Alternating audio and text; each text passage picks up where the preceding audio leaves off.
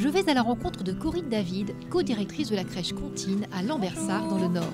Bonjour Corinne. Jessica. La crèche accueille une vingtaine d'enfants de 3 mois à 3 ans. Sa particularité, Corinne et ses collègues s'inspirent de plusieurs pédagogies qui placent l'éducation et la communication bienveillante au cœur de leurs échanges avec les tout-petits.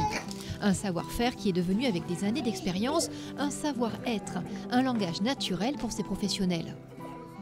Vous avez choisi des méthodes qui permettent de communiquer de façon bienveillante. Est-ce que vous pouvez me parler de ces méthodes? On s'inspire un petit peu de pédagogie qui nous parle en fait. Donc il y a la pédagogie Montessori, la pédagogie de Loxy, qui avait fondé aussi ses travaux essentiellement sur l'observation, sur la notion de référence. C'est-à-dire qu'en fait dans notre structure, en fait, il y a des référentes pour les bébés ou pour les plus grands, mais il n'y a pas 15 adultes qui vont s'occuper d'un enfant. C'est vraiment une relation privilégiée et l'activité libre et spontanée.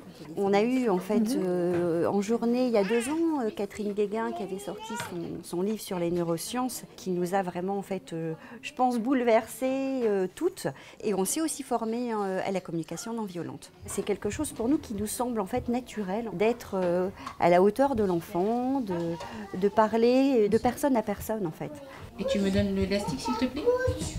Merci. Concrètement, comment est-ce que cela se traduit auprès des enfants? C'est vrai qu'un enfant qui va grimper sur une table chez lui ou escalader un meuble de cuisine, on ne va pas lui dire ce que j'aurais pu dire aussi avant, mais non, c'est pas possible.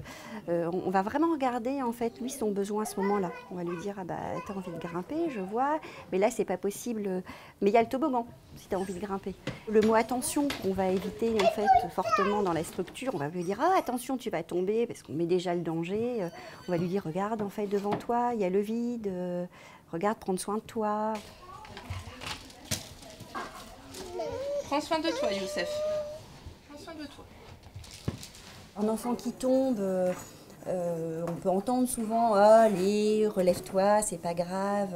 C'est quelque chose qu'on ne dit pas en fait dans la structure. En fait. Et pourquoi? Lui dire c'est pas grave, c'est nier à ce moment-là en fait son émotion. Ça c'était renversant Joséphine. T'as voulu monter le petit rebord et du coup t'as basculé en arrière. Et t'es surprise? Les repas sont aussi l'occasion de valoriser l'enfant en nourrissant une relation de proximité. Ici, les plus grands mangent par petits groupes de 2 ou 3 et les bébés déjeunent sur les genoux de leurs accueillantes, comme à la maison.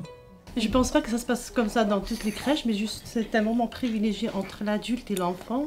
Ce moment-là de partage, tous les deux, le regard, le toucher, la contenance, et voilà. Mais pour que ces modes de communication soient efficaces, il faut aussi associer les parents à l'éducation bienveillante. Barbara, la maman de Nino, en est convaincue. On nous apprend les techniques, on nous donne des outils, des tiroirs qu'on ouvre, voilà, et qui sont très enrichissants pour nous comme pour les enfants. C'est une éducation bien traitante, portée sur l'enfant. C'est un regard encourageant, valorisant, non jugeant. C'est quand même un super beau cadeau. C'est pour le chat. Est-ce qu'ils sont copains, le loup et le chat? Ça, c'est un gros bisou. Hein.